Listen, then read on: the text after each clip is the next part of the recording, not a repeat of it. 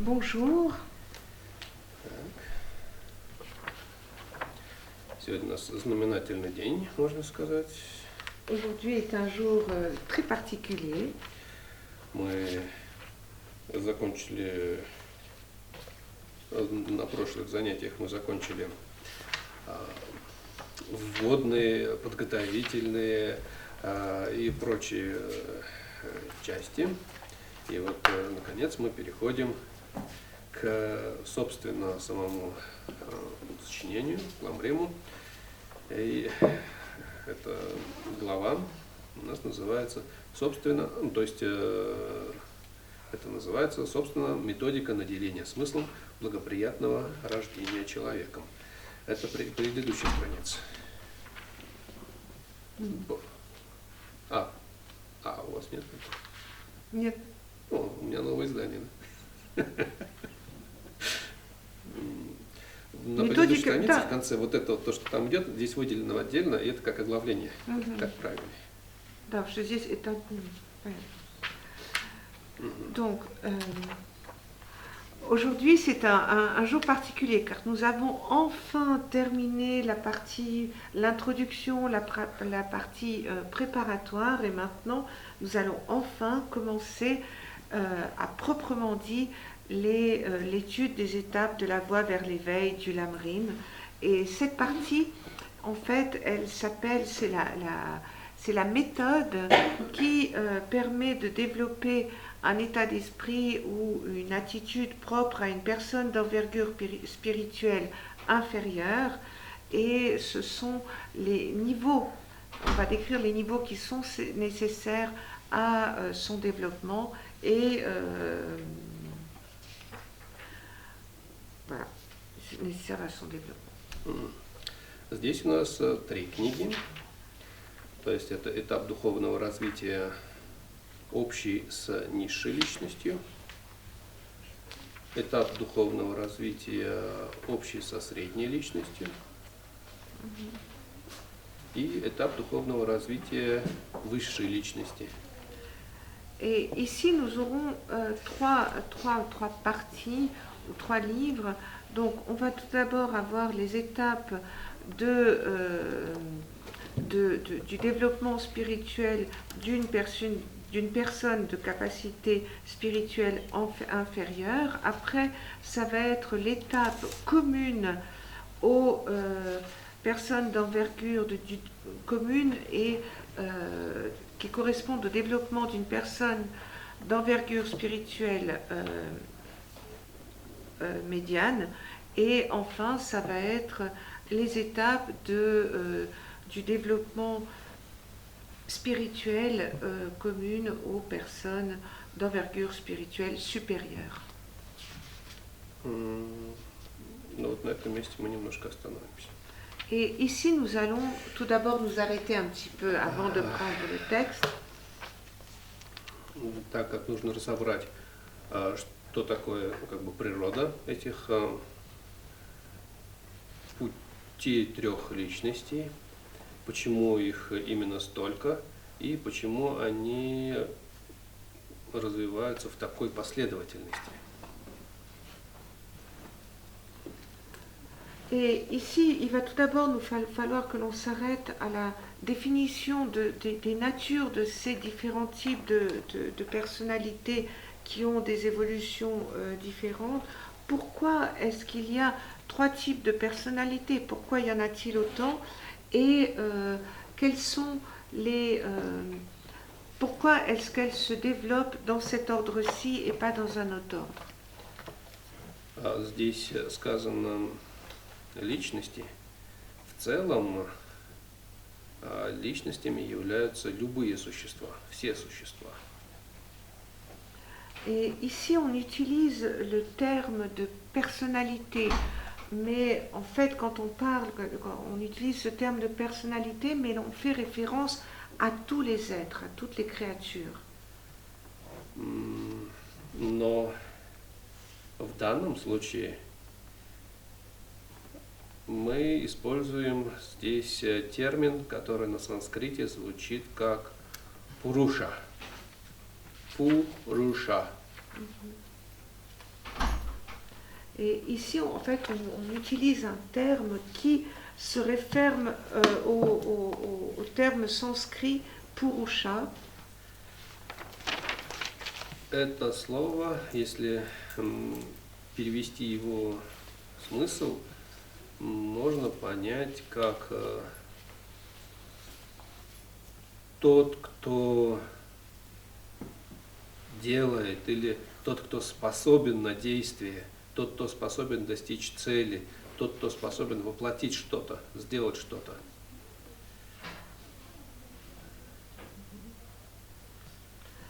Et en fait, purusha, un des sens de ce mot, cela signifie celui qui est capable de faire, celui qui est capable d'accomplir quelque chose, certaines actions. И здесь, в этих трех личностях, и имеется в виду именно такая трактовка, потому что здесь имеется личностью, а эти трое называются в силу, или типы этих существ называются в силу того, что они способны воплотить цели, включительно или начиная с достижения счастья в будущем рождении.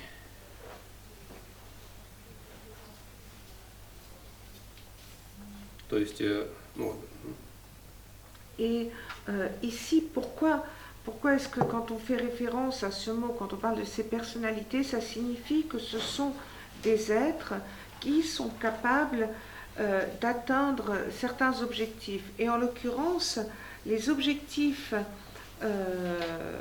qu'ils souhaitent atteindre, c'est d'atteindre le bonheur dans une future vie. То есть, либо те, кто способен воплотить цели в следующем рождении, то есть благого следующего рождения, так, наверное, лучше скажем. А те, кто способен достичь цели освобождения из сансары, и те, кто способен достичь цели для других, то есть совершенного пробуждения.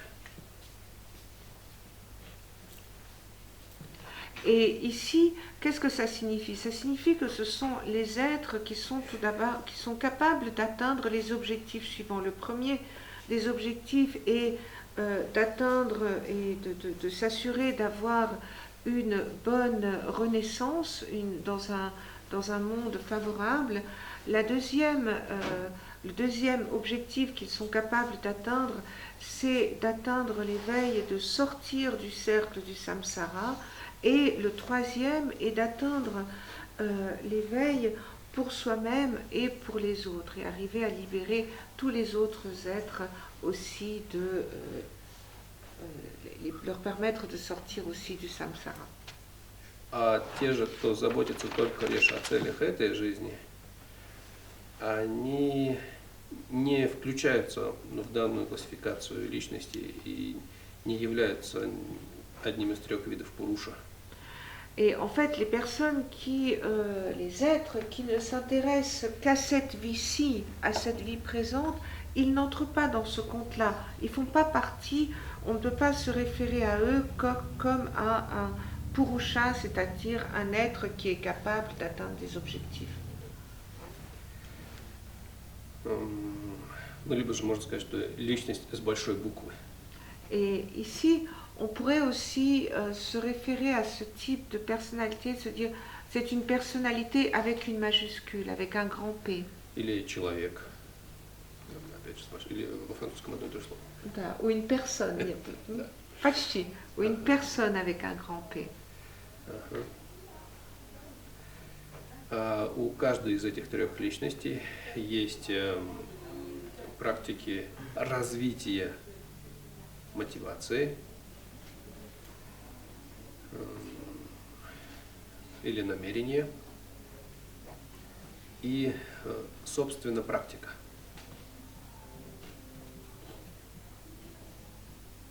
Donc chacun de ces types de personnalités ont des pratiques qui leur sont propres, des pratiques tout d'abord qui permettent de développer la motivation ou l'intention de faire, et après des pratiques proprement dites.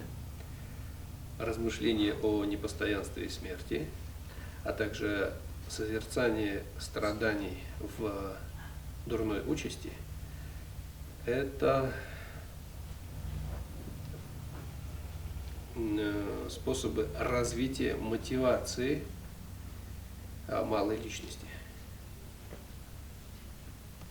Et ici, le fait de se souvenir d'avoir à l'esprit l'impermanence, l'existence de la mort, tout comme le fait de vouloir craindre la souffrance d'une renaissance dans un monde inférieur, ou encore ceci, ce sont les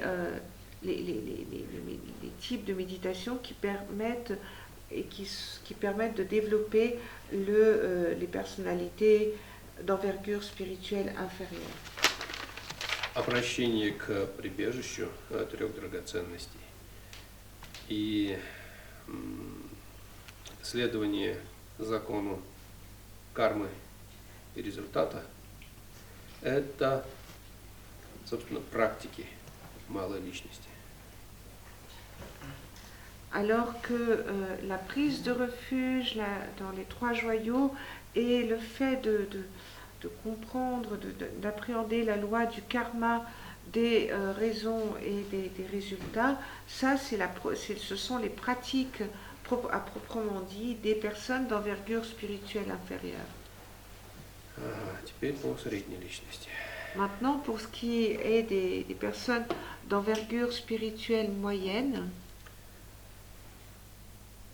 отречение,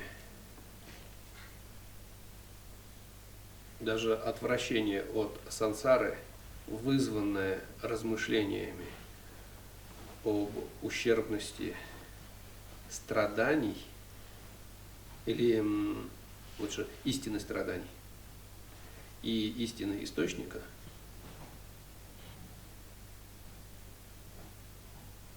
опять же, другой вид. Развитие отречения через стремление к достижению нирваны – это развитие мотивации средней личности.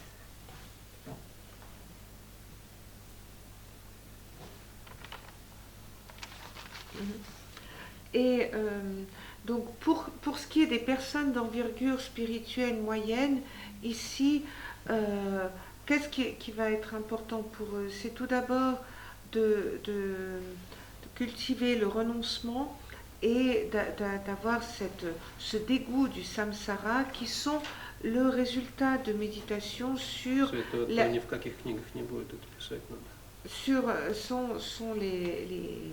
le résultat de penser sur les véritables causes de la souffrance et sur les véritables raisons de la souffrance.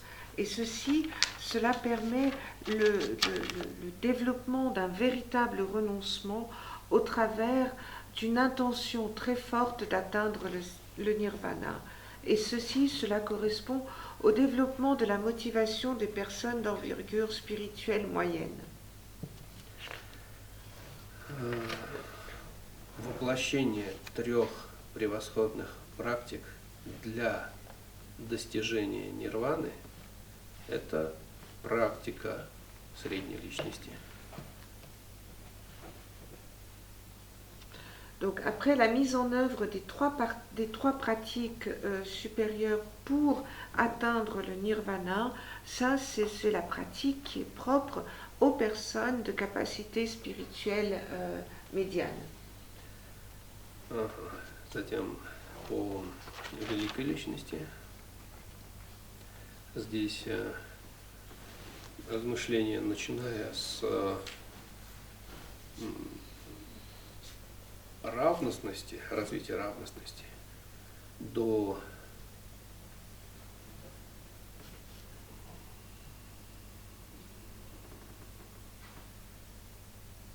то есть нет, лучше начиная с размышления о том, что все существа являются нашими матерями, памятование об их доброте, затем любовь, сострадание, и через это порождение устремления к совершенному пробуждению, лучше так сказать, скажем, это развитие мотивации великой личности.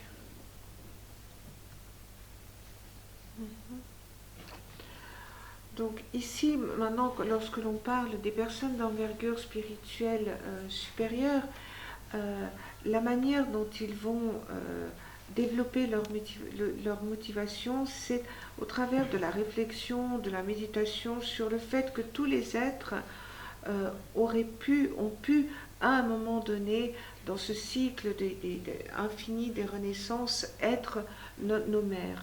Et de par là même, développer en soi des sentiments d'amour, de bonté et de compassion qui vont nous permettre d'accompagner l'ensemble des êtres et de les amener jusqu'à l'éveil. Et c'est ainsi que les personnalités d'envergure spirituelle supérieure développent leur motivation. Опять же, по каждой из этих трех личностей можно выделить, наверное,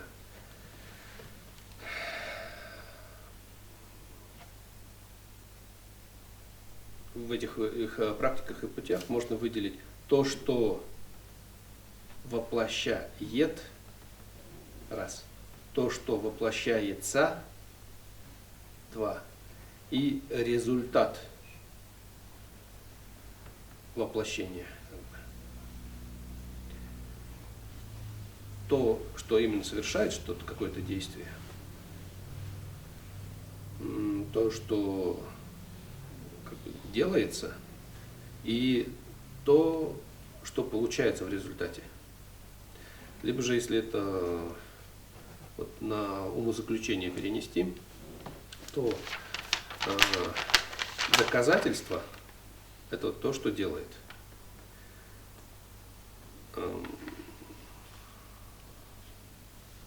Тезис – это то, что доказывается, устанавливается.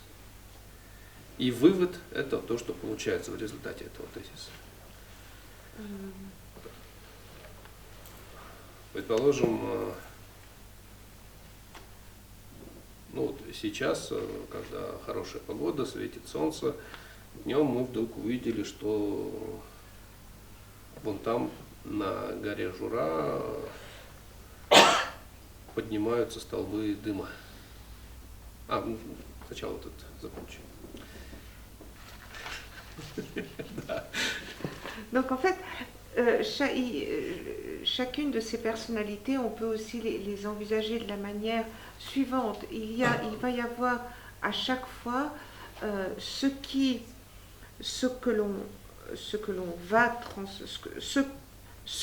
qui transforme, ce que l'on va transformer, et en troisième lieu, le résultat de cette transformation.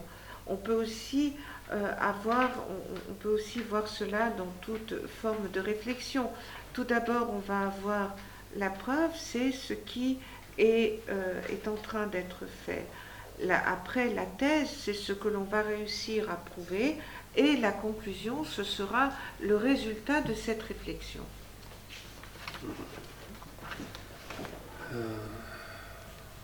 Янисал говорит про Жура. Предположим, там на горе Жура, сейчас мы увидели столб дыма днем, и тогда у нас появляется умозаключение такое. На дымной горе, на задымленной горе есть огонь, так как есть дым.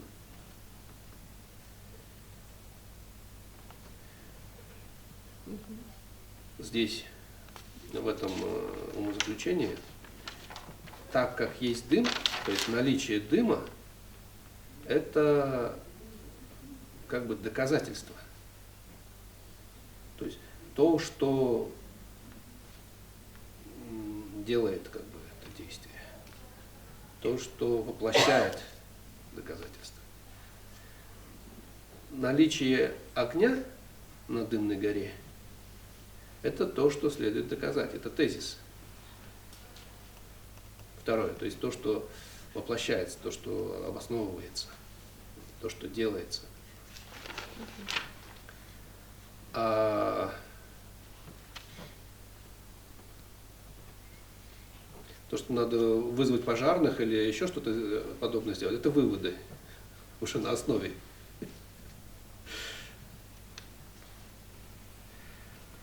Примерно такие же совокупности присутствуют в путях и всех трех личностей.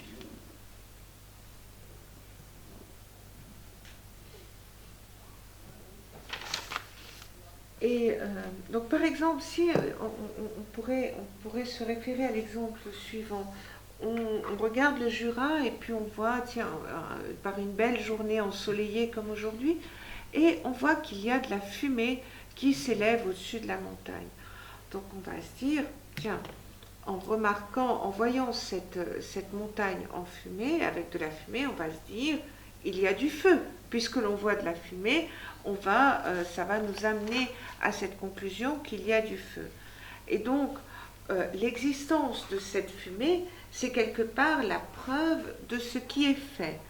Après, le fait qu'il y ait en ce moment du feu sur la montagne, c'est ce qu'il faut prouver, puisque on a l'impression qu'il y a, parce qu'il y a de la fumée, on en déduit qu'il y a du feu sur cette montagne. Mais encore faut-il le prouver, et la conclusion que l'on a, c'est d'appeler les pompiers qui, de par leur venue, vont nous prouver si effectivement il y a du feu ou pas sur cette montagne. Et on arrive ainsi à cette conclusion. Et c'est un petit peu le même type de raisonnement que l'on va retrouver dans chacune des voies qui est propre à chaque personnalité suivant son niveau de développement.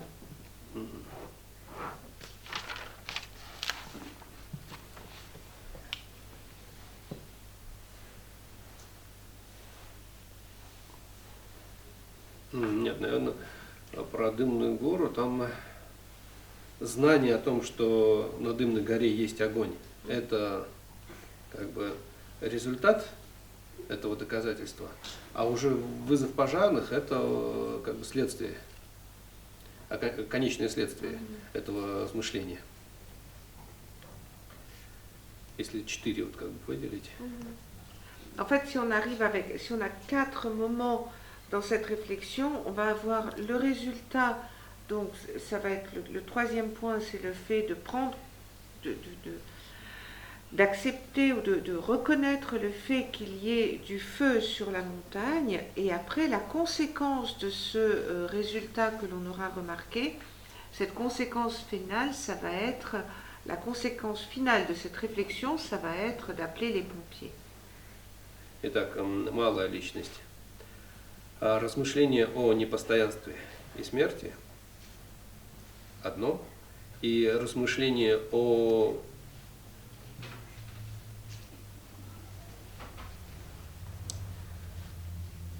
мучениях в дурной участи второе.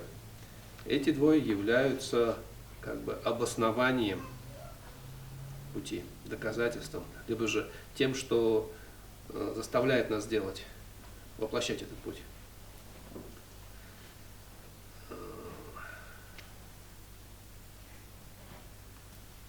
Ну да, обоснованием.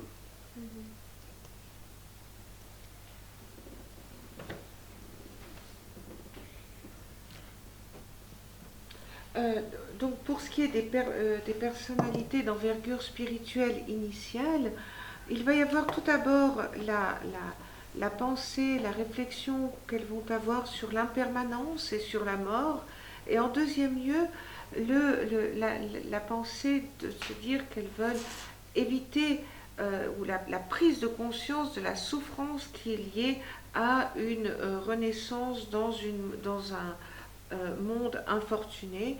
Donc ceci va être la raison qui va forcer les personnalités d'envergure spirituelle à entrer dans la voie, à emprunter le chemin.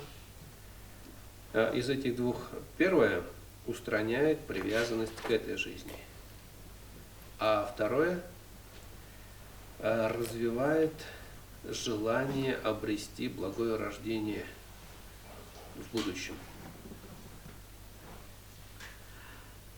Et donc, le premier, donc cette réflexion sur la permanence et la mort, nous permet de nous débarrasser de l'attachement que l'on peut éprouver à l'égard de cette vie-ci, que l'on connaît aujourd'hui, et dans un deuxième lieu, le fait de prendre conscience des souffrances qui peuvent nous attendre si on a une mauvaise renaissance, et ça, ça va intensifier notre motivation, notre intention d'avoir une bonne renaissance. И уже на этом обосновании развивается сильное желание воплощать практики для достижения этого особого благого рождения в будущем. И это является вторым, то есть тем, что устанавливается тезисом, воплощаемое. Et ici, sur cette base, on va développer une motivation et un désir extrêmement fort. Et les pratiques, on va s'exercer à des pratiques qui vont nous permettre d'avoir une bonne renaissance future. Et en fait, ceci, c'est ce que l'on va mettre en œuvre, ce que l'on va réaliser. C'est ainsi que l'on va mettre en œuvre cette thèse que l'on aura développée. Благодаря этим практикам существо избавляется от страданий дурной участи, опасностей дурной участи, и как бы входит в число буддистов.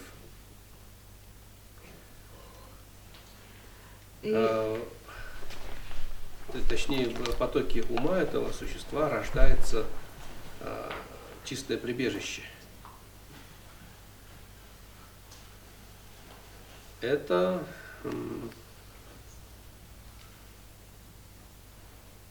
опять же чистое прибежище, и он, понимая закон кармы, соблюдает дисциплины, должным образом соблюдает дисциплины отказа от 10 недобродетелей. Вот это, то, что он освобождается от опасности в дурной участи, в потоке ума рождается настоящее прибежище и соблюдает полной чистой дисциплины, это результат. Ну да, результат как бы. Соблюдение дисциплины. 3. То есть избавление от дурной участи, становление рождение прибежища и соблюдение дисциплины, отказа от 10 недобродетелей.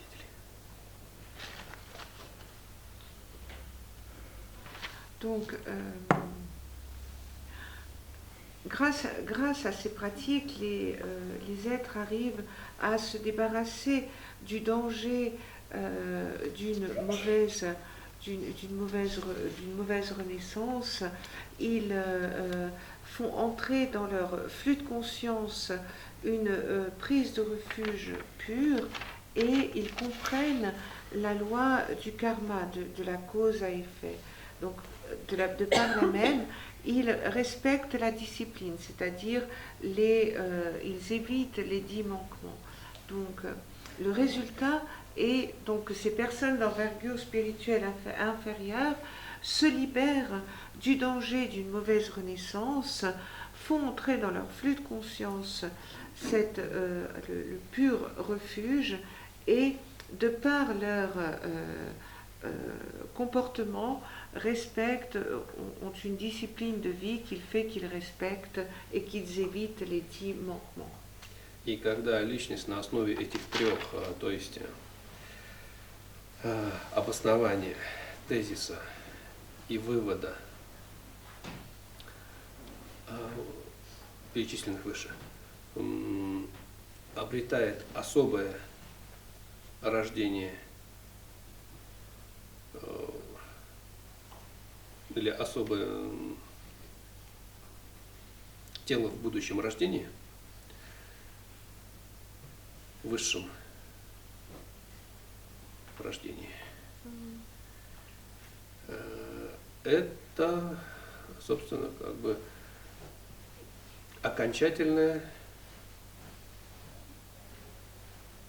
достижение окончательной цели малой личности. Так лучше скажем.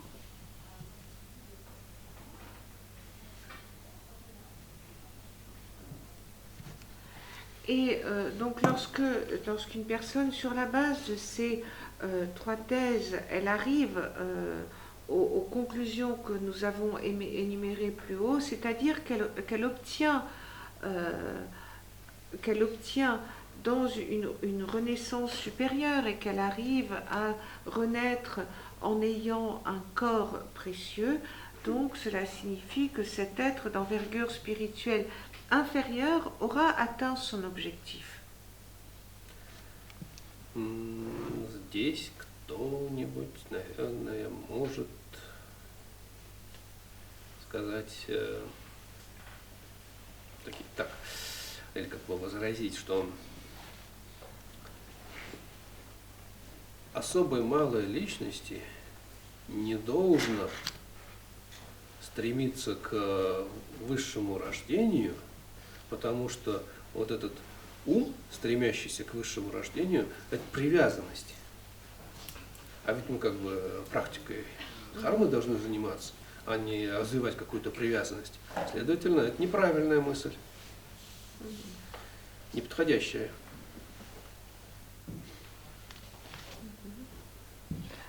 Et donc c'est vrai que ici quelqu'un pourrait faire l'objection suivante, se dire mais comment ça? Donc une personnalité d'envergure spirituelle inférieure qui vise de tout son cœur à avoir une renaissance supérieure, c'est pas juste parce qu'en fait elle est en train de développer en soi un attachement à cela. Or, c'est une pensée qui n'est pas juste puisqu'elle elle est liée à l'attachement. Logique. C'est logique, n'est-ce pas?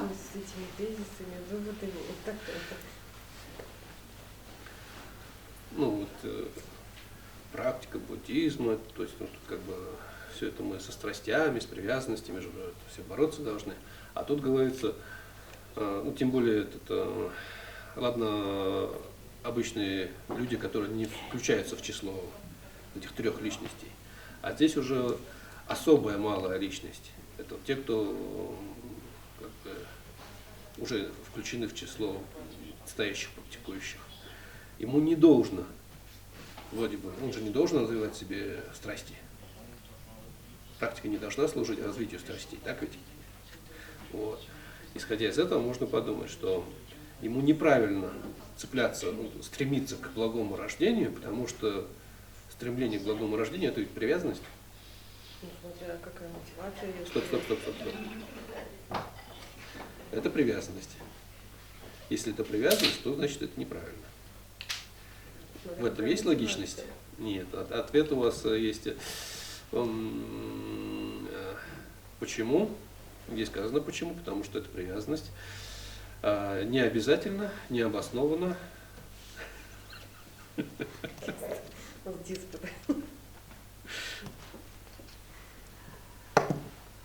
Donc, c'est vrai que pour... Или да, согласен, да, четвертый вариант ответа.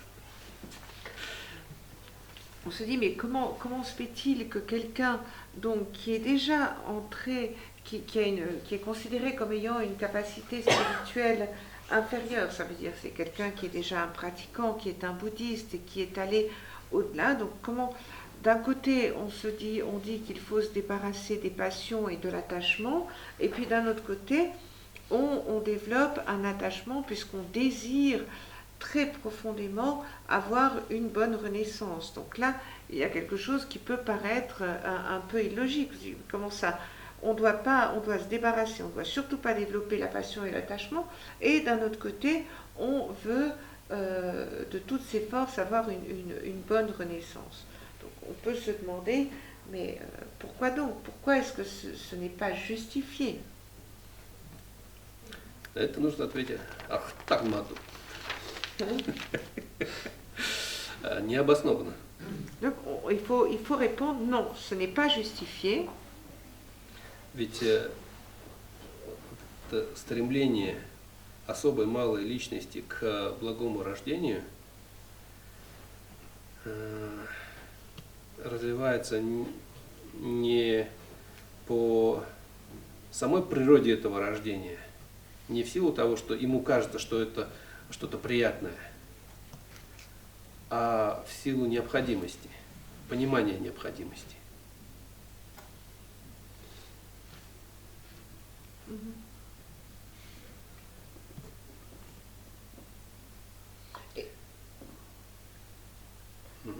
Et en fait, ce souhait d'une personne d'envergure spirituelle initiale d'avoir une bonne renaissance, elle est nécessaire. Pourquoi? C'est pas parce qu'il a envie d'avoir une belle vie future, c'est parce que il est arrivé à la compréhension intime que cette renaissance, cette bonne renaissance dans un bon monde est indispensable. Elle est indispensable à son développement. То есть не само следующее благое рождение как таковое его привлекает, а понимание необходимости того, что необходимо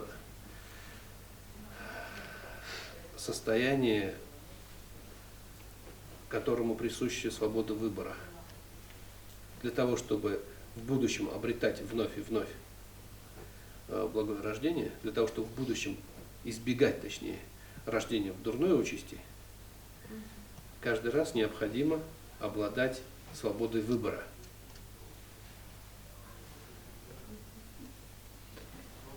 Et pourquoi, donc, comme on l'a dit précédemment, cette compréhension, elle est primordiale. C'est pas parce qu'on veut une bonne renaissance pour avoir une bonne renaissance. C'est parce qu'on est complètement convaincu, on a intimement compris que cette bonne renaissance, elle nous est indispensable pour pouvoir nous assurer la liberté de choix et de pouvoir nous assurer que dans des vies futures, à chaque fois, nous aurons cette liberté de choisir, nous aurons la possibilité de choisir. Et c'est dans cela qu'il est primordial d'avoir une bonne renaissance future pour pouvoir disposer de ce choix.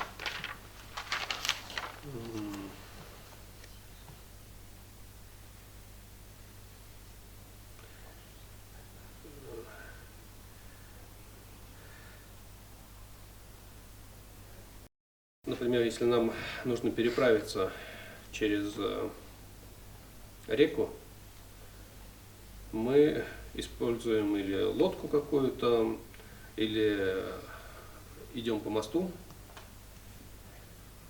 То есть мы используем лодку не потому, что просто мы хотели покататься на лодке, а потому что нам нужно было переправиться.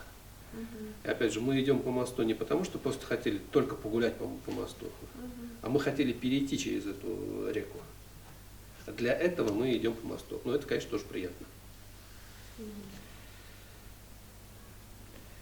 Et en fait, c'est la même chose. On peut faire un parallèle avec l'exemple suivant. On doit traverser une rivière. Donc, pour ce faire, pour arriver sur l'autre rive, on va soit prendre une barque pour traverser, ou bien on va franchir le pont. Mais bien sûr, cette promenade en barque peut être tout à fait agréable, tout comme ça peut être tout à fait agréable que de se promener sur le pont. Or, l'objectif que l'on vise, c'est d'atteindre l'autre rive.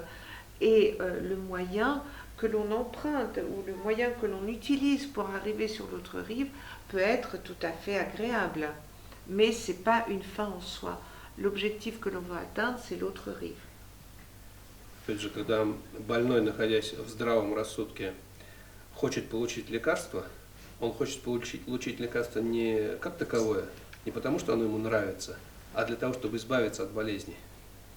Et c'est le même exemple, par exemple, d'un malade. Si un malade veut prendre un médicament, c'est pas parce qu'il a envie de manger des médicaments, c'est il veut prendre ce médicament pour pouvoir se débarrasser de sa maladie, guérir sa maladie. Также и здесь стремление к благому рождению – это стремление к благому рождению не как к таковому, а как к средству.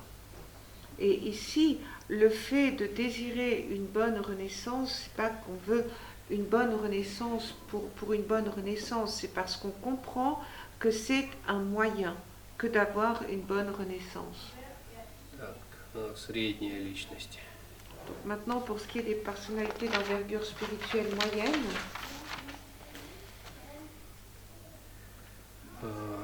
Так, средняя личность сначала размышляет об ущербности сансары в целом и в ее частных проявлениях. На основе этого у него рождается отвращение, которое переходит в отречение, желание освободиться. Это как бы обоснование.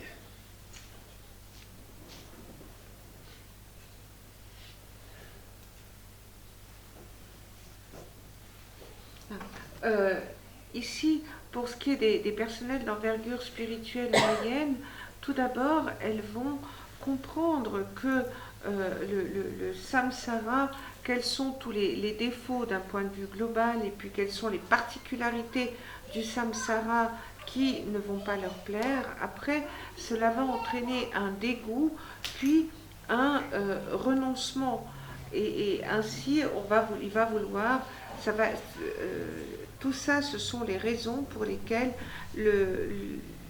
la personnalité d'envergure spirituelle moyenne va vouloir atteindre la libération.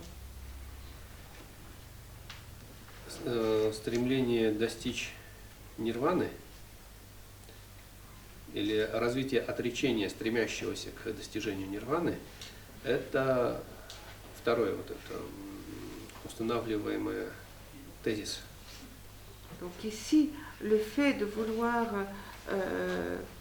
en utilisant ce renoncement, de vouloir atteindre le nirvana, ça va être quelque part la thèse que l'on va formuler. Воплощение трех превосходных практик – это результат вот этого установления, вывод как бы. Et après, quelque part, le résultat ou la conséquence de cela, ça va être de s'adonner aux trois pratiques, aux trois entraînements supérieurs. И когда на основе обоснования, то есть исходя из этого обоснования, тезиса и вывода, эта личность достигает нирваны, это, собственно, окончательное достижение цели средней личности. Et lorsque sur la base de ce raisonnement, puis de cette thèse, on va arriver à la conclusion que cette personnalité va atteindre le nirvana. Donc ici, elle aura atteint les objectifs d'une personnalité d'envergure spirituelle moyenne. То есть можно опять же сравнить нежелание болеть, то есть человек заболел, его нежелание болеть – это обоснование, желание выздороветь – это то, чего он хочет достичь, то есть то, что устанавливается, то, что делается как бы. Исходя из этого вывод, он начинает лечиться, процесс лечения – это вот этот вывод, а его выздоровление – это как бы окончательное достижение окончательной цели.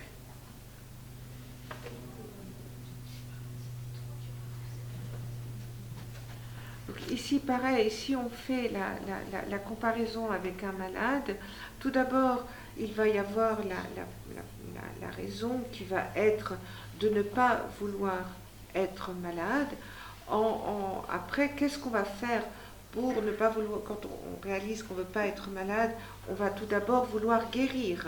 Donc ça, c'est ce on va formuler. Finalement, qu'est-ce qu'on va faire pour pouvoir guérir? Eh bien, on va se soigner. Donc là, c'est ce processus qui va nous amener à atteindre notre objectif. Et l'objectif final va, dans ce cas-là, être pour un malade la guérison, qui sera le fait d'avoir réussi à atteindre l'objectif qu'on s'était fixé.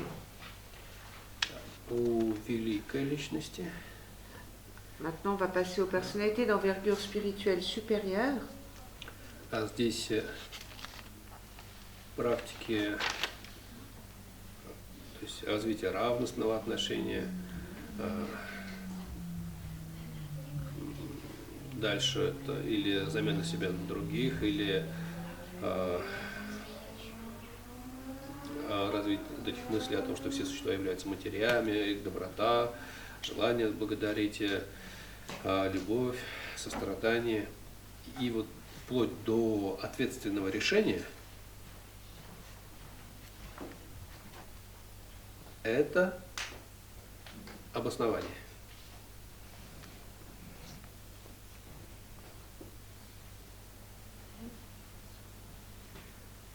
Включительно ответственное решение. Donc ici, pour ce qui est des personnalités d'envergure spirituelle supérieure, le fait de développer par les pratiques le sentiment d'équanimité, d'utiliser les pratiques d'échanger soi-même avec les autres, la pensée de se dire que tous les êtres auraient pu à un moment donné être nos mères et nous donner de l'amour, de la bonté, de la compassion, et jusqu'au moment où on va prendre cette décision en connaissance de cause, tout cela, c'est cette raison qui va nous faire les choses. Драгоценная бодхичитта – это как бы тезис, то есть то, что следует развить, Après, то, что развивается. La bodhicitta, c'est quelque part c'est la thèse, c'est ce que l'on développe, c'est ce que l'on va entretenir, l'esprit d'éveil. То, что устанавливается, c'est ce que l'on va доказывается. C'est ce que l'on va prouver, c'est ce que l'on va mettre en place. Как бы уже промотивированный бодхичиттой, практикующий вступает в действие или в сферу действий, или в практике сынов победителей, бодхисаттв. То есть он воплощает 6 совершенств, 6 парамит, 4 вида собирания. Об этом узнаем когда-нибудь, не знаю, через сколько лет, когда будем высшую личность изучать более подробно, что это такое. Проходит, опять же, ну да, 2 стадии: зарождение и завершение, изучение и практика этих пунктов – это как бы вывод.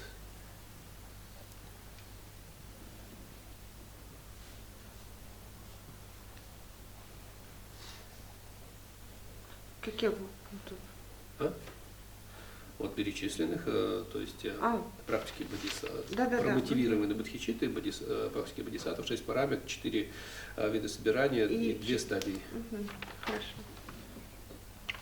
Et donc après, les personnalités d'envergure spirituelle supérieure, elles vont développer cette bodhicitta motivée, cet esprit d'éveil motivé, et ils vont pouvoir être nommés fils de vainqueurs, et de par leur pratique, ils vont atteindre les 6 paramita, les 4 types d'accumulation. Mais tout ça, on le verra en détail, je ne sais pas, d'ici quelques années, lorsqu'on arrivera au détail des personnalités d'envergure spirituelle supérieure, de même que ces personnalités développent aussi les 2 stades, celui de la génération et de l'achèvement. Et donc ici, c'est l'étude de tous ces points.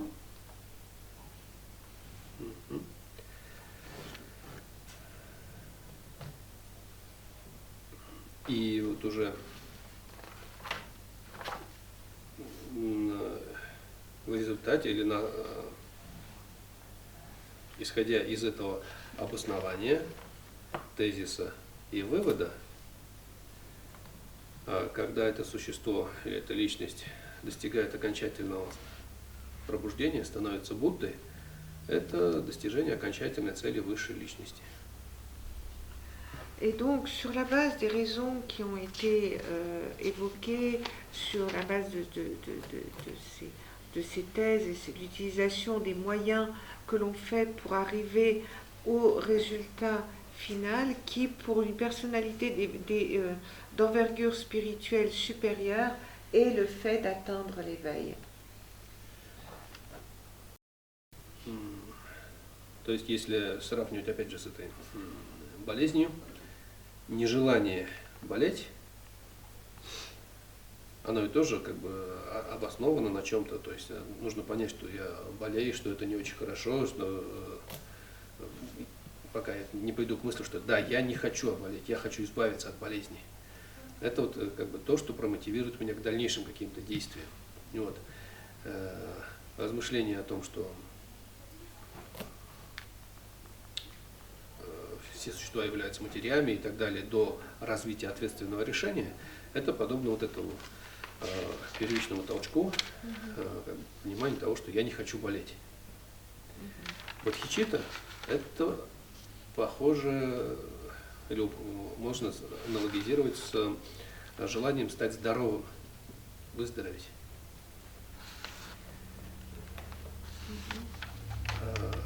Процесс принятия лекарств, совершения каких-то процедур, это можно уподобить здесь с практикой присатов, как 6 совершенств, 4 вида собирания, 2 стадии.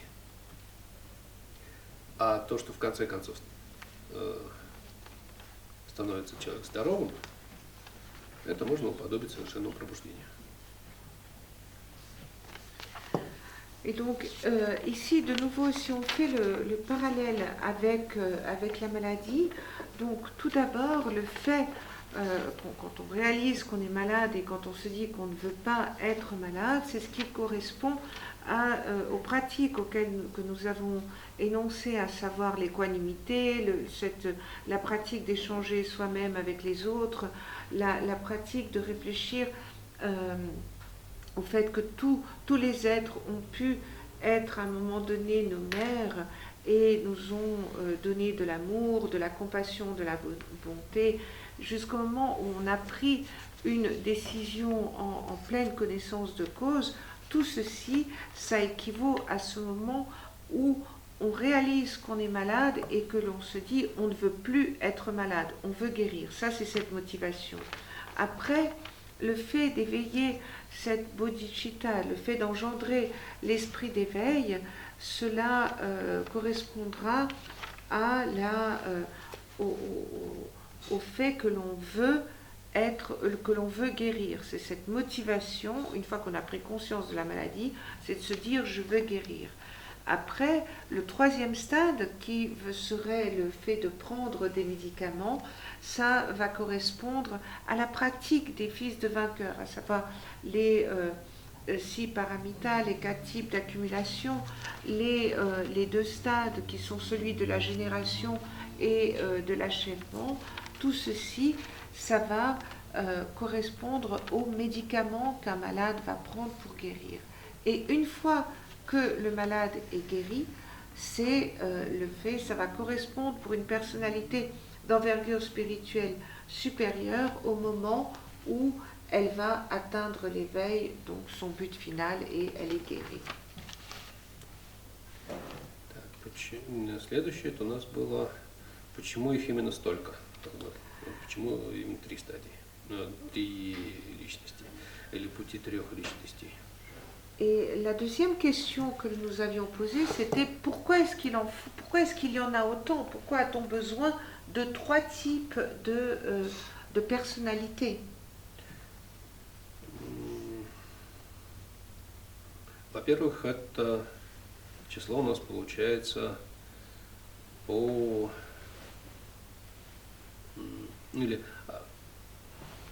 относительно самих личностей, самих существ. В целом всех существ, не только людей, вообще всех существ, в принципе, все существа, наверное, относятся к одному из 3 классов.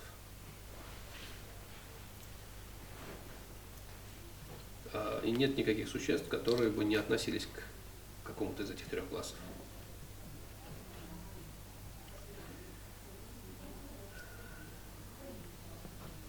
Опять же, классификация это происходит не по какой-либо какой-то другой причине, кроме как сила мотивации, широта помыслов.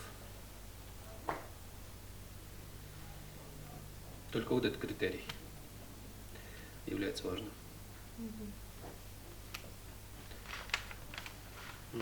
Переведешь, да? Donc ici, pourquoi est-ce qu'on avait besoin d'autant de catégories? Le fait qu'on ait ces 3 catégories, c'est finalement lié aux êtres eux-mêmes. Et en fait, tous les êtres, et ici on parle de tous les êtres et pas seulement des êtres humains, tous les êtres appartiennent au moins à une des 3 classes que l'on a énoncées. En fait, il n'y a pas d'être qui n'appartiendrait pas à une des 3 classes. Et cette classification, elle est également liée à la force de la motivation. C'est cette motivation qui va servir de critère à la définition de quelle classe, à la classe à laquelle ils appartiendront. И опять же, все существа, либо это те, кто относится к подавляющему большинству, то есть те, кто стремится к счастью только этой жизни. Это наше подавляющее большинство. Меньшинство – это те, кто стремится к счастью только в будущих воплощениях, только к этому виду счастья. Третье – это ничтожная, малая часть. Это те, кто, отвратившись от сансары, хочет достичь нирваны, только лишь нирваны. И, наверное, исчезающая малая величина тех, кого, можно сказать, и не бывает, но все-таки бывает. В Красной книге.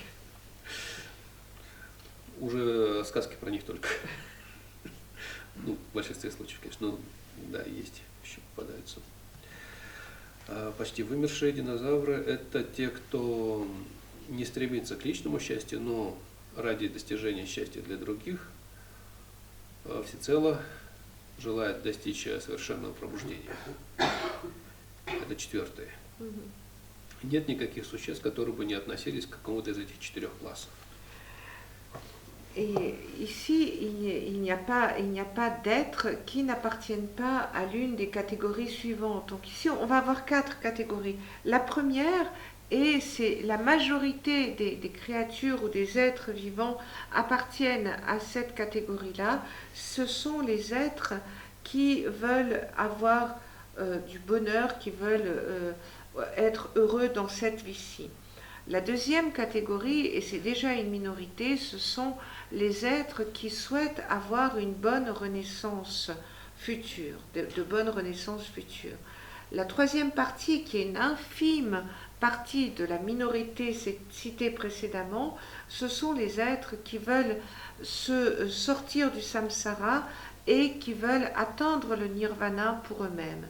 Et la quatrième catégorie, qui est, on pourrait dire, une catégorie en voie de disparition ou qui existe encore, mais que l'on trouve très très rarement, ce sont les êtres qui veulent atteindre l'éveil pour pouvoir libérer tous les êtres de leur souffrance, qui veulent atteindre cet éveil et qui veulent le bonheur pour pouvoir le donner à tous les êtres.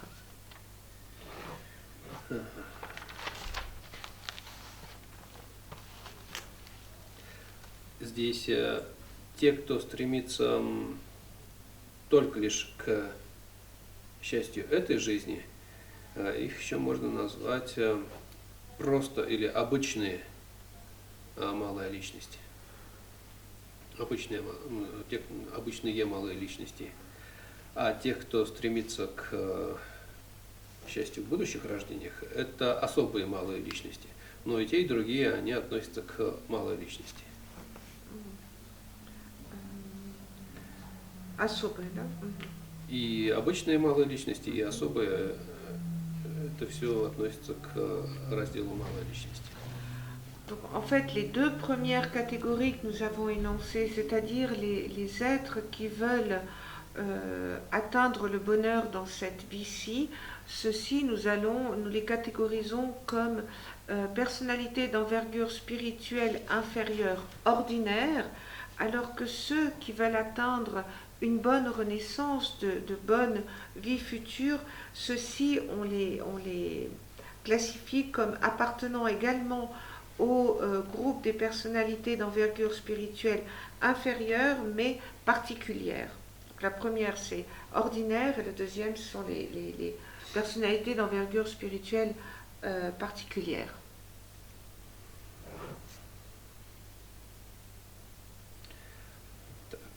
Таким образом, у нас получается, что этих три личности, то есть самих личностей три вида, и поэтому и стадии пути тоже как бы три.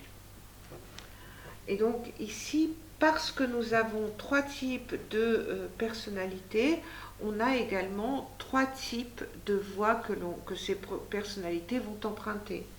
А теперь как бы точность этого. Почему их три с точки зрения самой дхармы, Et maintenant, которую следует воплощать на практике. On va se demander pourquoi est-ce qu'il y a trois types de personnalités par rapport au dharma et en regard du dharma que l'on doit après mettre en pratique. Pourquoi y a-t-il trois types de personnalités? Итак, Будда вначале породил устремление к пробуждению. Затем он в течение 3 неисчислимых кальп накапливал на два вида собрания или собирал два вида накоплений. А в конце достиг совершенного пробуждения. Все это он совершал только лишь ради блага существ. Ради того, чтобы воплотить благо существ.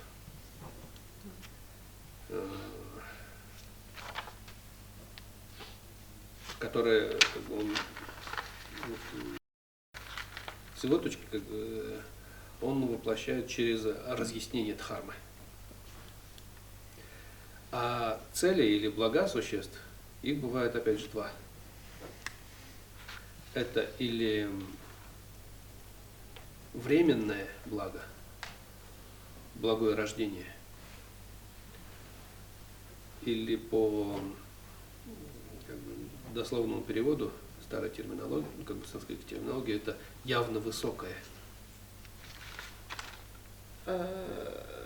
Временное благо явно высокое означает. Ага, это вот это первое, да? Первое. Явное высокое. Явно, точно высокое. Ну, вот это Мгм. не скрыто Да-да, высокое, да-да-да. а вот всем понятно, что это хорошо. Мгм. И окончательное благо – это определенно благое.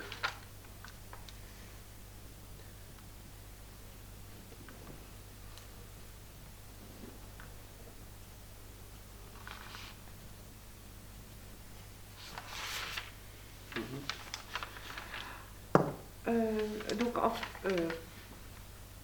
donc le Bouddha, il avait développé en lui cette motivation d'atteindre l'éveil. Et puis pour atteindre l'éveil, pendant 3 kalpas, il a travaillé sur l'accumulation des 2 types d'accumulation qui lui ont permis d'atteindre l'éveil. Et tout cela, le Bouddha l'a fait pour le bien de tous les êtres. En fait, de son point de vue, c'était au travers de l'enseignement du Dharma que les êtres pourraient atteindre la félicité. Tout d'abord, cette félicité, elle se décline en premier lieu, on parle de bonheur temporaire qui est une bonne renaissance dans une bonne vie.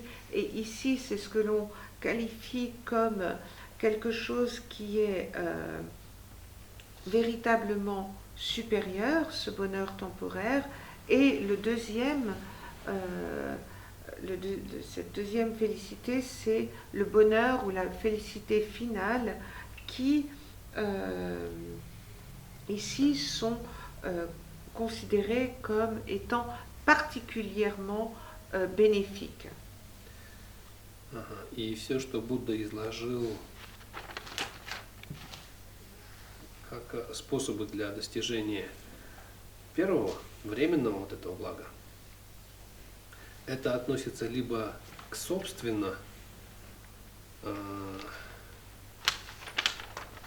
кругу учений, предназначенных собственно для малой личности, либо общих с малой личностью.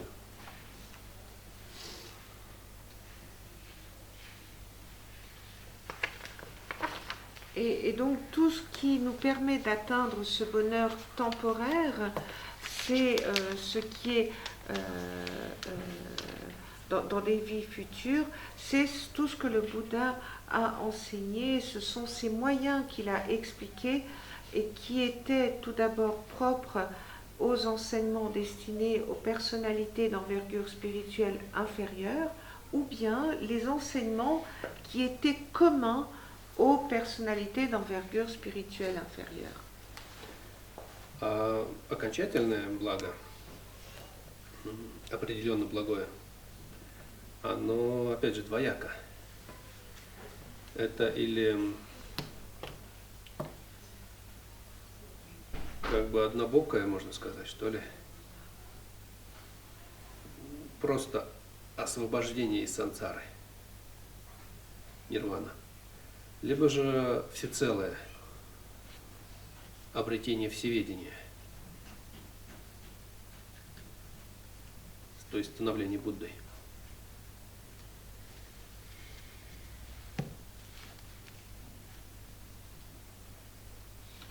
Et ici, pour cette deuxième catégorie qui était d'atteindre le bonheur final, ce qui est quelque chose de particulièrement favorable, les moyens, en fait, dans l'enseignement du Bouddha, c'est ce qui, d'un côté, nous permet d'atteindre cette véritable libération du samsara, mais, et d'un autre côté, plus globalement, c'est ce qui nous permet d'atteindre l'omniscience qui est propre à celui qui atteint l'état de bouddhéité.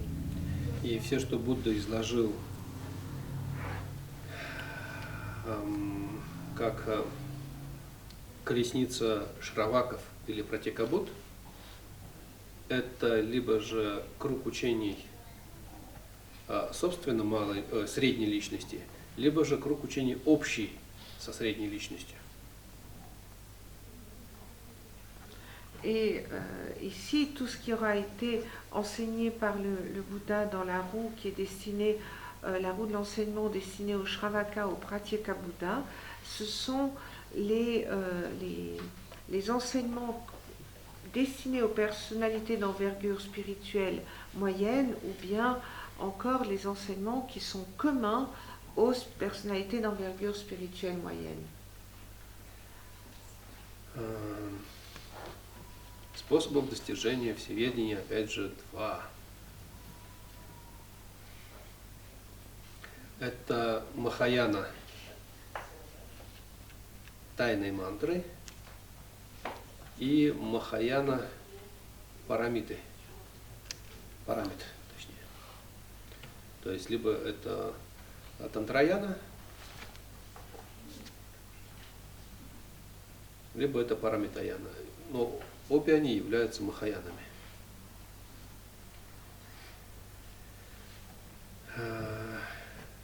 И обе этих колесницы, они включены в круг учений великой личности. Таким образом у нас получается, что все, что говорил Будда, это распределяется как раз вот этим трем личностям.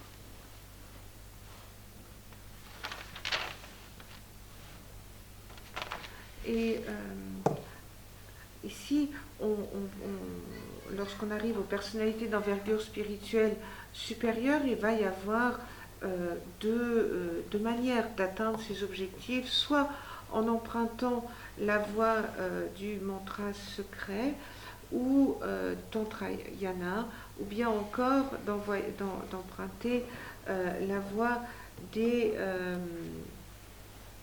paramitas ou paramitayana, qui les deux font partie du Mahayana ou du grand véhicule. Et c'est ainsi que tout ce que, et cela appartient aux personnalités, au cercle d'enseignement qui sont destinés aux personnalités d'envergure spirituelle supérieure. Ainsi donc, tout ce que le Bouddha a enseigné, tous ces enseignements, appartient ou se rapporte à l'un des types de personnalités.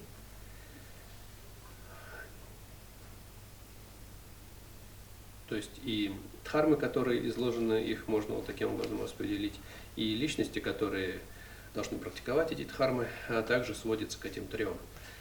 И если как бы увеличивать это число, это будет уже излишеством, а если уменьшать, то это уже будет недостаточная классификация. Et ici, que ce soit les enseignements, les dharmas, ou que ce soit les personnalités, elles sont toutes, elles se divisent dans ces trois catégories. Et si on avait plus de catégories, ça serait inutile, et s'il y en avait moins, ce serait pas assez. Следующий способ как бы такого расчета основан уже на уровне усмирения ума, подчинения собственного ума, подчинения себе. Не кто-то другой подчиняет наш ум, а мы сами подчиняем свой ум себе же. Расчет, вот тоже почему еще три, да? Почему три этих личности или пути трех личностей относительно того, относительно степени подчинения своего ума себе, опять же, именно себе. Et ici encore une autre raison pour laquelle on a ces trois types de personnalités, c'est lié à la manière dont soi-même on arrive à contrôler notre esprit. Et ici on va encore avoir trois niveaux. Когда мы смогли подчинить мысли, связанные с этой жизнью, привязанность к этой жизни,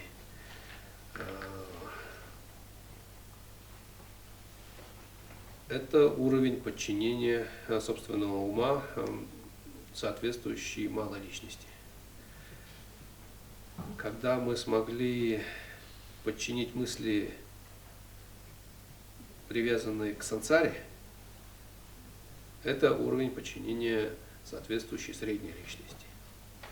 Когда же происходит подчинение мыслей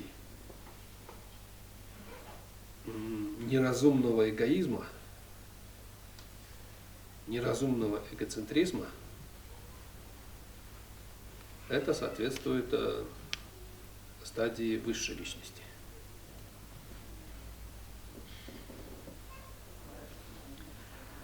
Ici, ça va être cette maîtrise de son propre esprit va se développer de la manière suivante. Lorsque l'on arrive à maîtriser son esprit, maîtriser ses pensées en tous les sujets qui concernent l'attachement que l'on peut avoir à cette vie que l'on connaît aujourd'hui, ça va être une maîtrise de son esprit qui va être caractéristique des personnalités d'envergure spirituelle inférieure.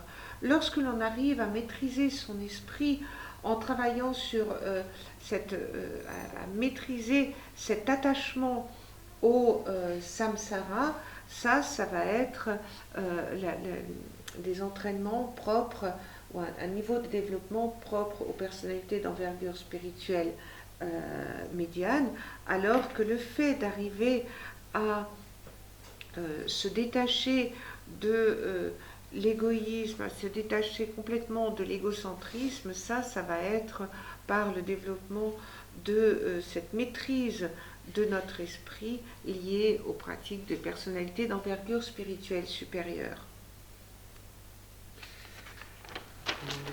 Так, продолжаем наше голубцанутство. Опять же, почему их три с точки зрения устраняемых клеш? Et pourquoi de nouveau on a trois types de personnalités, et ça on peut le prendre sous l'angle du fait de se détacher des éléments perturbateurs ou des kleshas. Все клеши, которые следует устранить, сводятся к трем разрядам или к трем коренным клешам, из которых страстная привязанность, она бывает либо же страстная привязанность к счастью этой жизни, либо же страстная привязанность к существованию в сансаре.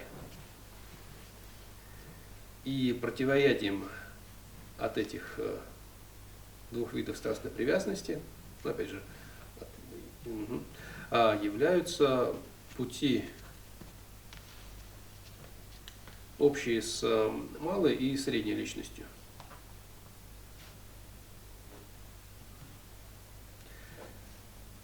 Противоядием от гнева является путь великой личности, то есть развитие любви и сострадания. Это как бы аспект метода в пути великой личности, так вот же. Аспект метода. А вот противоядием от тупости, вот людям не нравится этот перевод, а я люблю говорить, это тупость и есть. Если это тупость, значит это тупость. Не какое там красивое неведение, а тупость. Присущая каждому из нас. Так, это тупость. Противоядием от нее является аспект мудрости на пути великой личности, то есть развитие мудрости, постигающей бессамости.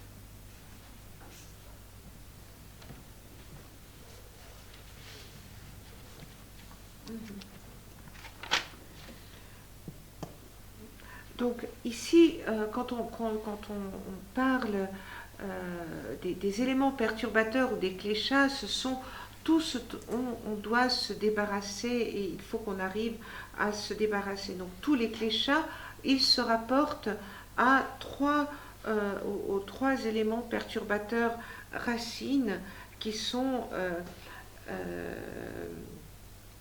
l'attachement, la colère et l'ignorance ou la bêtise. Donc, premièrement, le premier type, c'est cet attachement passionné que l'on va éprouver à l'égard de cette vie aujourd'hui qui existe, et cet attachement que l'on va éprouver au fait de vouloir exister dans le samsara.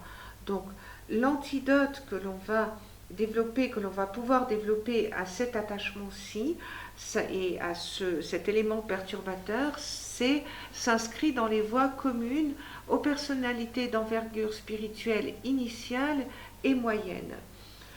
L'antidote à la colère, c'est-à-dire le deuxième type d'éléments perturbateurs ou de klesha, on va pouvoir avoir recours à l'amour et à la compassion qui s'inscrivent dans la voie des personnalités d'envergure spirituelle supérieure, et le développement de cet amour et de la compassion, c'est l'aspect de la méthode qui est utilisé. Par contre, l'antidote à la bêtise, et comme dit la Matengon, non pas l'ignorance, comme des fois on se plaît à l'appeler joliment, mais vraiment la bêtise. Donc, l'antidote à la bêtise, ça va être l'aspect de la sagesse qui s'inscrit sur la voie des personnalités d'envergure spirituelle supérieure. Et ici, on fait référence à cette sagesse qui atteint la vacuité. Так, и пятый, получается, аргумент, почему у нас 3 стадии пути, это аргумент, основанный на результате, на результатах. С точки зрения результатов, сколько у нас результатов? У нас 2. Это, собственно, явно высокое и истинно благое.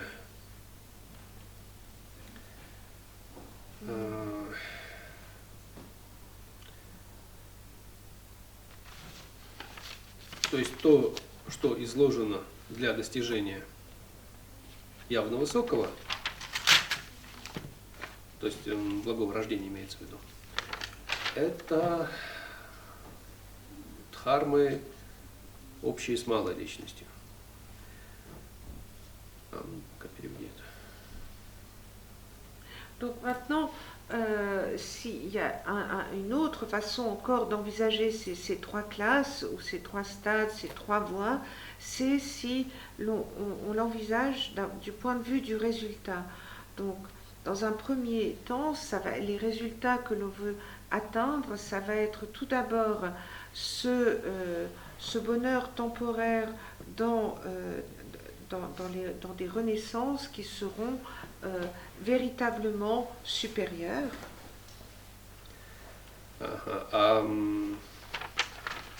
Истинно благое, мы уже говорили, что оно опять же 2 видов бывает, частичное и полное.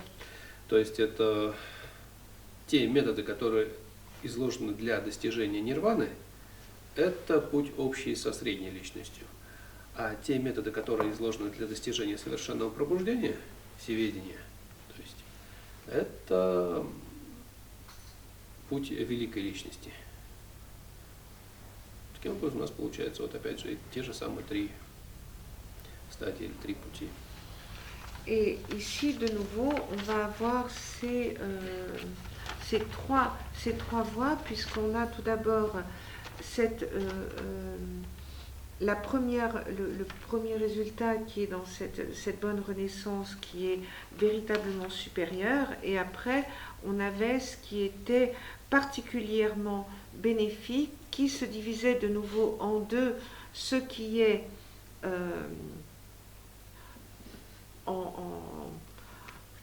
en partie particulièrement bénéfique, c'est-à-dire le fait d'atteindre le nirvana, et qui entre dans la voie commune avec les personnalités d'envergure spirituelle moyenne. Et après, ce qui est ce fait d'atteindre ce qui est particulièrement bénéfique, mais de manière entière ou globale, qui est le fait d'atteindre l'éveil ou l'omniscience propre au Bouddha et qui est propre aux personnalités d'envergure spirituelle supérieure. Так. Теперь, почему эти три пути излагаются именно в такой последовательности? Et maintenant, on peut se poser la question de savoir pourquoi est-ce que ces trois voies sont expliquées dans cet ordre-là. Ну, основной причиной является то, что предыдущие стадии являются как бы причинами, а последующие стадии являются результатами или плодами предыдущих. Tout d'abord, c'est que les différents stades, les premiers, en fait, les premiers niveaux, les premiers stades vont être les raisons qui vont avoir pour conséquence les stades supérieurs, ultérieurs, pardon. То есть, когда учитель ученику описывает дхармы, связанные с путем малой личности, в потоке ума ученика рождаются мысли соответствующего уровня, то есть стремление к благому рождению, непривязанность к этому рождению и так далее. En effet, parce que quand le maître va décrire à son disciple les voies qui sont, ou donner les enseignements qui correspondent au développement d'une personnalité d'envergure spirituelle inférieure, tels que le fait d'avoir une bonne renaissance ou quels sont les niveaux qui sont requis pour cela. И когда у ученика уже зародились соответствующие установки, учитель показывает ему пути общие со средней личностью, благодаря чему в потоке ума у ученика рождаются, точнее, устраняется привязанность к сансаре и тому подобные вещи. Alors tout d'abord, lorsque le disciple a compris qu'il ne voulait pas, qu'il voulait, et pourquoi il voulait atteindre une bonne renaissance, donc après, le maître va continuer à lui montrer d'autres... Отвращение от сансары и стремление к нирване. Et donc après, il va aller au stade supérieur qui est le fait est propre aux personnalités d'envergure spirituelle moyenne, à savoir que faire naître dans leur flux de conscience le fait qu'ils ne veulent plus ressentir cet attachement au samsara et le fait qu'ils veuillent atteindre le nirvana. И уже на основе этих установок ученику показываются пути великой личности, благодаря чему в потоке ума ученика сначала устраняется глупый эгоизм и развивается альтруизм, как бы забота о других.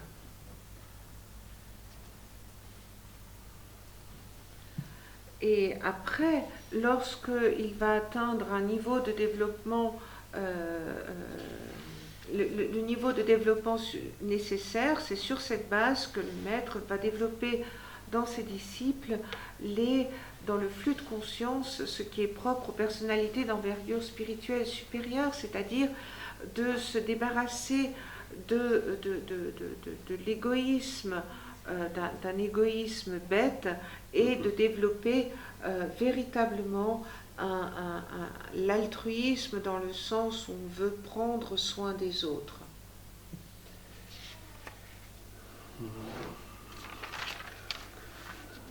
Следующая стадия у нас была то, как следует развивать или практиковать эти стадии. Et après, encore un autre point de vue, pourquoi est-ce qu'il y a toujours ces classifications, c'est sur la manière dont on va pratiquer. Quel type de pratique? В Праджня Парамите, в главе о вечно плачущем бодхисаттве, приводится пример со стрелой, которая попала с отравленной стрелой, которая попала в грудь. Этот пример как бы прилагается к всем трем личностям и показывает то, как следует практиковать. Donc, dans le texte de la Prajnaparamita, dans le chapitre qui parle du bodhisattva qui pleure tout le temps, on donne l'exemple d'une flèche empoisonnée qui s'enfonce dans la poitrine d'un être. Et ici, cela nous permet d'aborder les trois types de personnalités et ça nous permet d'aborder le type de pratique auquel elles doivent s'adonner. То есть, когда отравленная стрела попала в грудь, это как бы не время для того, чтобы начать расследование о том, с какого расстояния была выпущена стрела, из чего сделана древка, из чего сделано оперение, каким клеем оно было как бы присоединено, с какой мыслью этот человек выстрелил, зачем он стрелял и так далее. То есть все ненужное отбрасывается, остается только лишь самое важное. Нужно извлечь стрелу и остановить распространение яда. Стараться как можно скорее и яд тоже как бы устранить или извлечь. Вот как бы единственное как бы важные дела, и все, остальное все не важно. Примерно такое же отношение должно быть и во время практики.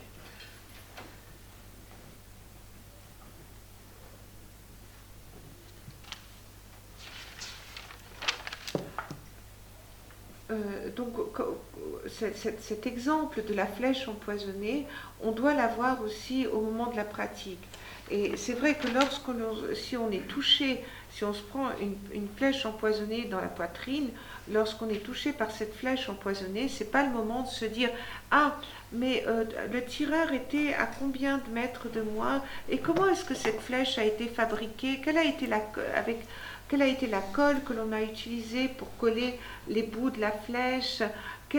Pourquoi est-ce qu'on a tiré de ce point-ci ou de l'autre? » Et en fait, on n'a pas le temps de penser, de se donner se poser tout ce type de questions. Le plus important, quand on est touché par une flèche empoisonnée, c'est tout d'abord de sortir la flèche et d'arrêter la diffusion du poison. Et c'est ça qui est le plus important, et c'est le même type d'attitude que l'on doit avoir lorsque l'on pratique. Так, на стадии малой личности практикующий, как бы убоявшись страданий в дурной участи, все силы бросает на то, чтобы практиковать отказ от 10 недобродетелей. И кроме этого, ни о чем другом не помышляет. Donc, par exemple, pour ce qui est de la personnalité d'envergure spirituelle inférieure, à ce moment-là, le pratiquant doit être tellement pris il doit avoir tellement sincèrement peur d'avoir une mauvaise renaissance qu'il doit être motivé par le fait de ne pas commettre un des 10 manquements. На уровне средней личности не нужно думать ни о чем другом, кроме как об избавлении от сансары. То есть, убоявшись ужасов во всех проявлениях сансары, страданий во всех проявлениях сансары, не думать ни о чем другом, кроме как об избавлении от нее. Et pour ce qui est des personnalités d'envergure Это spirituelle, опять же на основе предыдущего строится. et de nouveau, c'est quelque chose que l'on va construire pour les personnalités d'envergure spirituelle moyenne que sur la base de ce qu'elles ont déjà acquis en tant que personnalité d'envergure spirituelle inférieure. Donc sur la base de cela, les personnalités d'envergure spirituelle moyenne vont lors de leur pratique et tout le temps, ce qu'elles veulent, c'est se débarrasser des souffrances qui existent dans le samsara, quel que soit le niveau dans lequel on a une renaissance. Donc ce qu'ils veulent, leur pensée première, c'est se débarrasser d'une renaissance dans le samsara. А на уровне уже великой личности, опять же, на основе предыдущих мыслей, практикующий не должен думать ни о чем другом. Опять же, исходя из великого сострадания, практикующий не должен думать ни о чем другом, кроме как о том, чтобы избавить других существ от страданий. Et de nouveau, si on arrive à l'état suivant, c'est-à-dire les personnalités d'envergure spirituelle supérieure, sur la base de tout ce qu'elles auront compris et accumulé auparavant, et maintenant sur la base du fait d'éprouver cette grande compassion, elles ne vont être animées que par l'objectif de vouloir libérer tous les êtres de la souffrance. И здесь у нас получается, что в соответствии с тремя личностями страдания в дурной участи – раз, страдания в сансаре – два, страдания других существ – три. Это три вида отравленных стрел, воткнувшихся в грудину. Et ici, donc, on va avoir les trois types de souffrances qui correspondent aux trois types de flèches qui peuvent nous toucher, des trois types de flèches empoisonnées qui peuvent nous toucher. Tout d'abord, c'est la souffrance, l'idée, on veut à tout prix éviter la souffrance d'une mauvaise renaissance. Dans un deuxième temps, on veut à tout prix éviter la souffrance d'une renaissance dans le samsara. Et en troisième lieu, on veut éviter que les êtres ne connaissent la souffrance, dont on veut les libérer de la souffrance. Дхарма трех личностей, или трех стадий пути, это как бы то лекарство, которое изгоняет отраву от этой стрелы. Et le dharma des trois types de personnalités que l'on trouve sur la voie, c'est ce médicament qui va pouvoir empêcher la diffusion du poison, de la flèche. Ну а гуру, который разъясняет эту дхарму, это как бы врач, который извлекает эту стрелу и изгоняет яд. Après, и практиковать следует как бы с такими установками, с такими представлениями.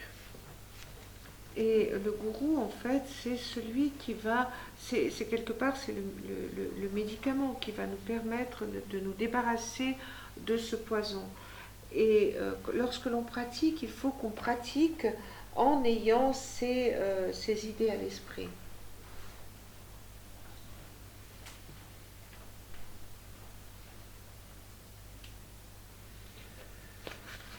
Так, ну, в принципе, теперь, собственно, этап духовного развития низшей личности. Et donc maintenant, on va pouvoir commencer à étudier les étapes de développement de la personnalité d'envergure spirituelle inférieure. Здесь три части. Donc ici, on a trois parties. Развитие установки низшей личности, нужная степень ее развития и упразднение ложных представлений о ней. Это уже в книге есть. Ага. Что у меня переведено? Раз в книге. Et donc, ici, il y a trois parties, et là, on reprend dans le texte. Tout d'abord, se développer d'un état d'esprit ou de l'attitude d'une personnalité d'envergure spirituelle inférieure. Après, c'est le niveau nécessaire de son développement. Et dans un troisième temps, c'est comment se débarrasser des idées reçues à son sujet ou des fausses représentations que l'on peut avoir. Дальше это у нас развитие установки низшей личности, собственно. Здесь два раздела. Взращивание заботы о будущем рождении и применение средств созидание, счастье будущего рождения.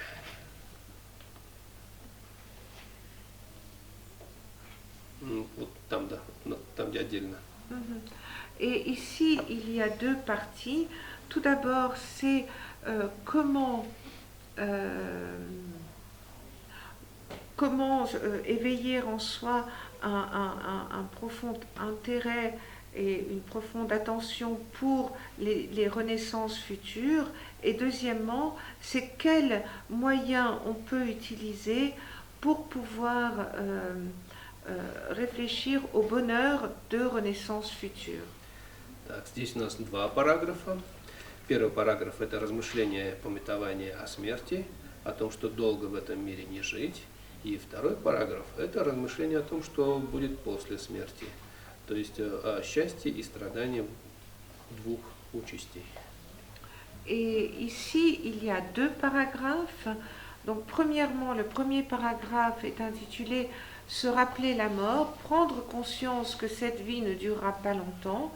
Et le deuxième paragraphe est réfléchir à ce que sera notre vie future, c'est-à-dire le bonheur ou la souffrance des deux classes d'êtres.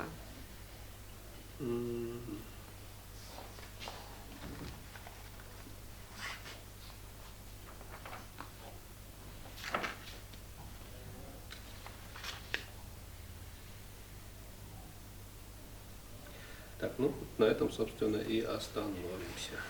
Et donc, aujourd'hui, nous allons nous arrêter là.